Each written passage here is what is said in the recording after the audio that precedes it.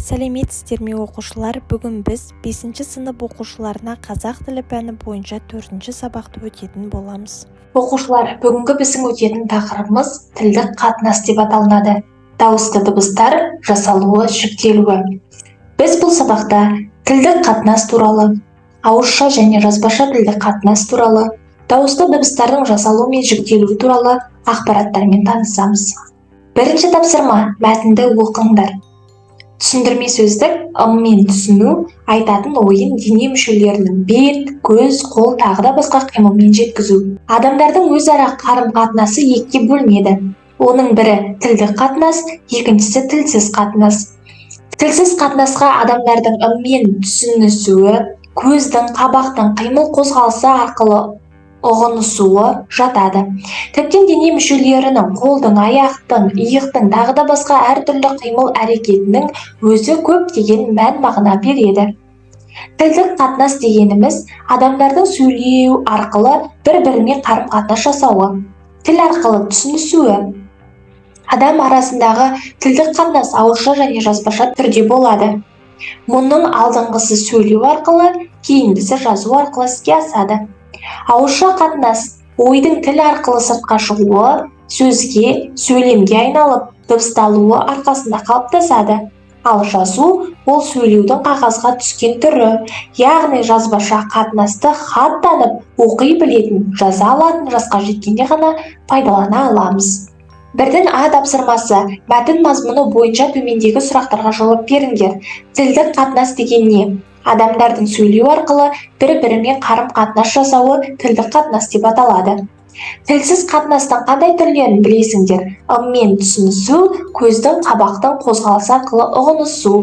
Ауызша және жазбаша тілдік қарым-қатынасқа тән ерекшеліктер қандай? Ауызша қатынас сөйлеу арқылы, жазбаша тілдік қарым-қатынас жазу арқылы іске асады. Екінші тапсырма: суреттерде қатынастың қандай түрлері бейнеленген? Әрқайсына тән ерекшеліктерді айтып беріңдер. Бірінші суретте ауызша қатынас ойдың тіл арқылы сыртқа шығуы, сөзге, сөйлемге айналып, дыбысталу арқылы қалыптасуы.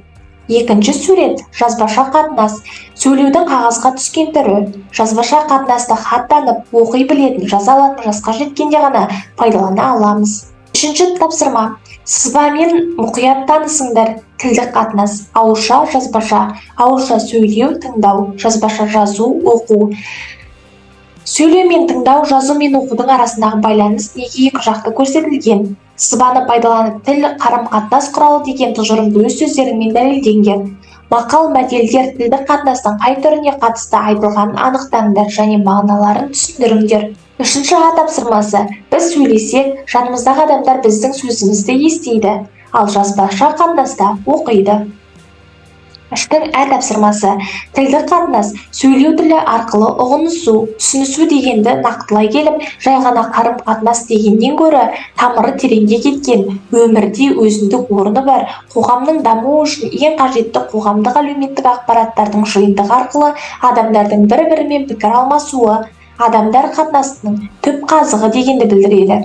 Үшінші Б тапсырмасы: мақал-мәтелдерде тілдік қатынастың сөйлеу мен тыңдау, жазу мен оқу қатынастары көрсетілген. Төртінші тапсырма: нөмірі 7 аудионы тыңдаңыздар. Мәтін мазмұнда ең жақын келетін жауапты табыңдар. Өз жауаптарыңмен дәлелдеңдер. Мәтінде сурет салу жайында айтылған. Тарихтағы алғашқы жазу сурет жазу түрінде болған. Алғашқы сурет жазулар Қазақстан жерінен табылған.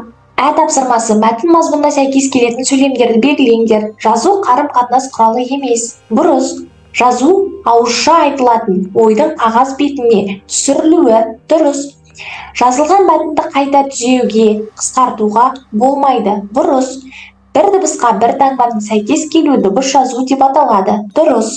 Тапсырмасы: тыңдалым мәтіні бойынша төмендегі сұрақтарға жауап беріңдер. Жазу не үшін қажет? Жазбаша қатынас сөйлеудің қағазға түскен түрі. Жазудың сөйлеуден қандай артықшылығы бар? Жазудың артықшылығы ешқашан ұмытылмайды, ақпарат болып сақталып тұрады. Жазудың қандай түрлері бар? Диктографиялық жазу, идеографиялық жазу, буын жазу, әріптік немесе дыбыстық жазу. Қазақ халқы қазір қандай жазуды пайдаланады? Латын әліпби нұсқасын қолданады. Дауысты дыбыстар. Дауысты дыбыстар таза үннен тұрады, ал үн өкпеден шыққан ауаның дауыс шымылдығынан өкпедегі дірілінен пайда болады. Дауысты дыбыстар былайша жіктеледі: тілдің қатысына қарай жуан жіңішке, жақтың қатысына қарай ашық қысаң, еріннің қатысына қарай ерінді кесулік. Барлық дауысты дыбыстар дауыссыздармен тіркеседі және сөзде буын жіңін құрайды. 5-ші тапсырма. Асты сызылған сөз жуан айтылса, оны мағыналас жіңішке дауыстармен келген сөзбен алмастыр, немесе керісінше ауыстырып жазыңдар. Қажетті сөздер: түсінісу, бірінші өзгерту, халық сөйлеу. Түсінеді, сөйлеу, бірінші өзгертіп халықтың. 6-ші тапсырма. Мәтінді түсініп оқыңдар. Тілді қадірлеу дұрыс сөйлеуден басталады. Адам мәдениетінің алғышарты дұрыс сөйлей білу. Түсіне білгенге сөйлей білу де өнер. Біздің қазақ аталы сөз, баталы сөз дегенде осы дұрыс сөйлей білуді айтқан. Қазақ халқы адам баласының кез келген қиын да күрделі ойын бейнелеудегі мүмкіндігі зор, аса бай тіл. Сондықтан да оны көздің қарашығындай қастерлеу азаматтығымыздың ең шынайы түрі. А тапсырмасы. Мәтінге ат қойыңдар. Қазақ тілі. Ә тапсырмасы. Жуан дауыстылардың астын бір, жіңішке дауыстылардың астын екі сызыңдар. Жуан дауыстылар А, О, А, Ү, жіңішке дауыстылар Ә, Ö, Ә, Ү. 7-ші тапсырма. Орыс тілінен енген құрамында И, У, Я, Ю, Ё әріптері бар сөздерді тауып жазыңдар. Радио, шуба, мафия, ювелир, йога. 8-ші тапсырма. Құрамында И, У, Я, Ю әріптері бар қазақтың төл сөздерін айтылуы бойынша жазыңдар. Не байқадыңдар? Ие, суық, тақия, ою. 9-ші тапсырма. Сөйлемдерді жалғастырып айтыңдар. 9 сұрақтың да жауабы берілген. 10-ші тапсырма. Оқи, қызық. Ең көп әрібі бар тіл. Жуырда құрастырылған жұңхуазызай әріп теңізі сөздігінде Қытай тіліндегі 90 мыңға жуық иероглиф қолданылған. Газет-журналдарда еркін оқу үшін кемінде 2 мыңнан аса иероглиф білу керек. А. Мәтінде жазудың қай түрі туралы айтылған? Қытай тілі. Ә тапсырмасы. Мәтіннен еріндік және езулік дауысты дыбыстарды тауып жазыңдар. Еріндік дауыстылар О, Ö, О, Ö. Езулік дауыстылар А, Ә, Е, А, Э. Берілген сөздерден ашық қысаң дауысты дыбыстарды табыңдар.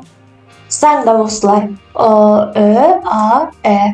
Есте сақтаңдар. Хабарландыру. Бір іс жайлы газет-журналға басылған не қағазға жазып, іліп қойылған ақпарат.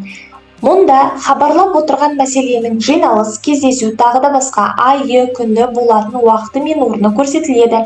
Соңынан хабарласушы мекеменің аты жазылады. Үлгі. Хабарландыру.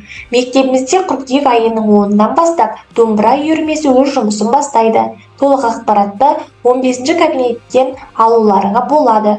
Ұйымдастырушылар. 11-ші тапсырма. Мәңгілік елдің мәңгілік тілі атты тілдер мерекесіне орай өтетін жас ақындар байқауы туралы хабарландыру жазыңдар. А тапсырмасы. Көшеде бейтаныс адамның құжаттарын тауып алдың. Қайда қандай хабарландыру бересің? Хабарландыру. Алматы қаласы Абай көшесінен Досымбек А.Б.ның құжаттарын тауып алдым. Байланысу үшін 8-777 566 45 44 нөміріне хабарласыңыз. Хабарландыру. Ә тапсырмасы. Дереккөздерден хабарландырудың басқа да түрлеріне мысал келтіріңдер. 1 мамыр күні субботник өтеді. Қаланы жинауға көмектесейік. Әрбір оқушы күрек, сыпыртқы не тырмай келсін. Сағат 9:00-де мектеп алаңында жиналыңдар. Сонымен оқушылар, бүгінгі біздің сабағымыз аяқталды. Менің YouTube каналыма тіркеліп, лайк басып, пікір жазуды ұмытпаңыз. Келесі сабақты жіберіп алмаңыз. Сау болыңыздар.